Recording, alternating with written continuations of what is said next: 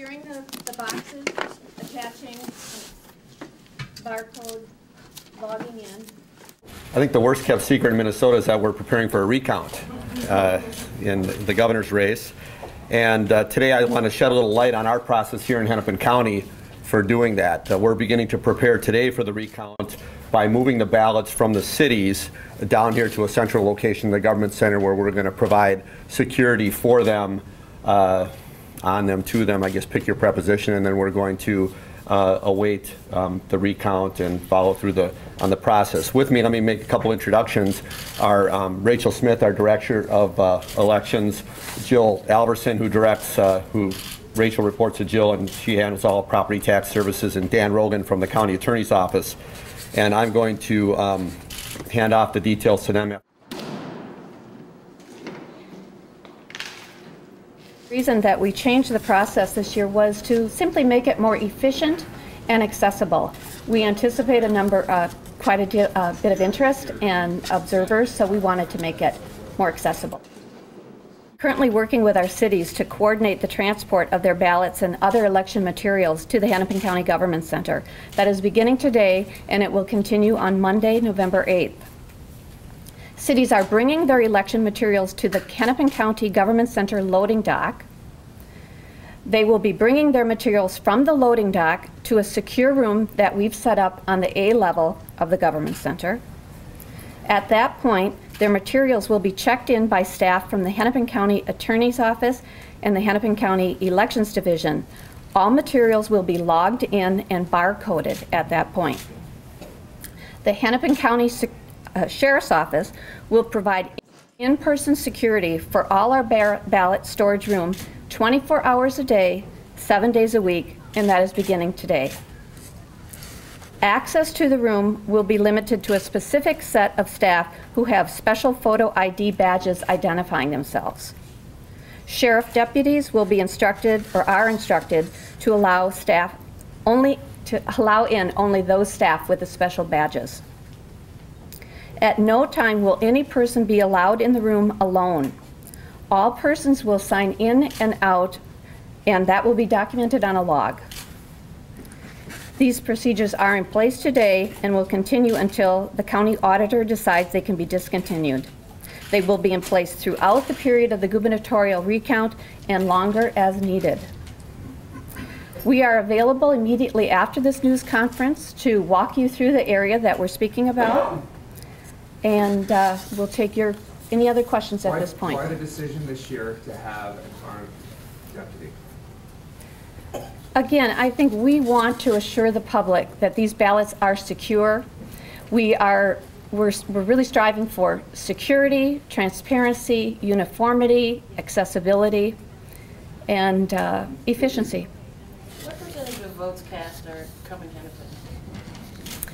Oh, I might have to. We had approximately 470,000 ballots. Some of those were absentee ballots. What percentage of the state? I don't know if I can answer that. Not sure. And what percentage were absentee then here? A little over 4%. We saw a little over 4% for absentee. Have those absentees already been counted? Yes, all the absentee ballots throughout Hennepin County were counted and included on the election night totals on Tuesday night.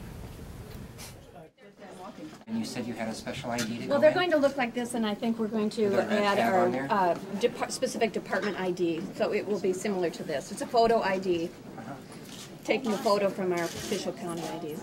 Okay, so now that we're all here, at this point, we're going to ask the city officials to stop so that they can be escorted.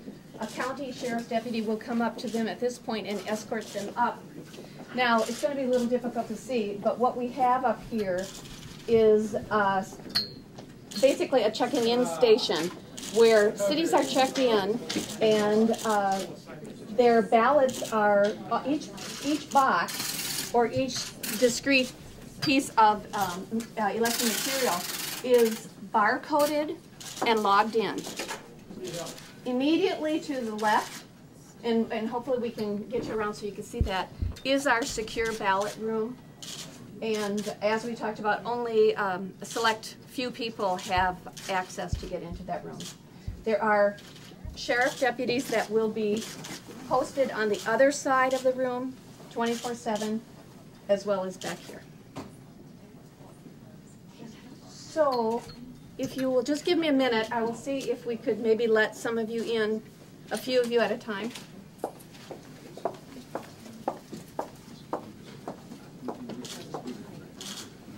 Could we allow media back here at this point just to shoot this?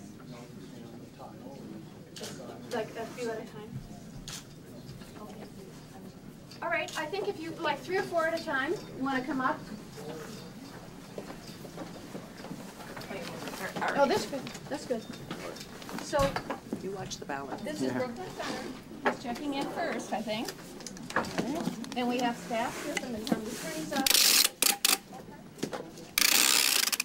Securing the boxes, attaching barcode, logging in. And then immediately, maybe that you can't really see anything, but where that gentleman with the white shirt is standing, that is the secure room. And it's so secure we're not going to go in there?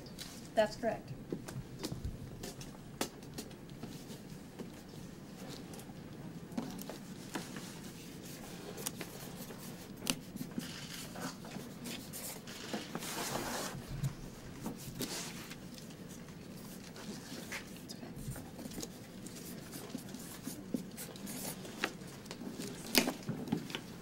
Involved in a small group that I worked to help coordinate at the Humphrey Institute, and those were included members of election officials, legislators, member of the governor's office, the Secretary of State's office. And it was basically trying to go through and figure out what election reforms could go through in 2010. What did we change then over since the last time? We really focused on intent, haven't we? Can you explain that a bit? Well, actually, one of the biggest changes that we've done are really on the absentee processing.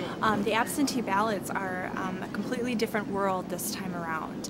And So explain it to our people who sure. are from Mars. Well, I mean, one big change is that we did signature comparisons. So we compared the signature against the application and the return envelope. And in the 2008 recount, there was some question about, does the signature match? Well, now we actually do a driver's license or last 4 digits of social security numbers. So we're comparing Very numbers. positive ID then. We're comparing numbers rather than signatures, and that was a huge improvement in how we did our absentee ballots. The other thing is that we did central counting of absentee ballots. So for all the people out there that followed the 2008 recount religiously, they'll see that there was a original and duplicate issue. Well, that's also been resolved with the way that absentee ballots are now processed. So that's another big change. And the other one is, of course, that the absentee ballots are opened and scanned up to 4 days prior to the election. So really, the ballots in 2008 were sent out to all 425 precincts at the end of the night with tired election judges.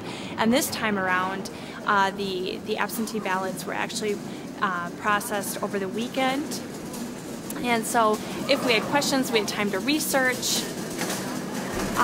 We saw that we were able to take more time to process these absentee ballots. We still use 2 judges of different political parties, but it was just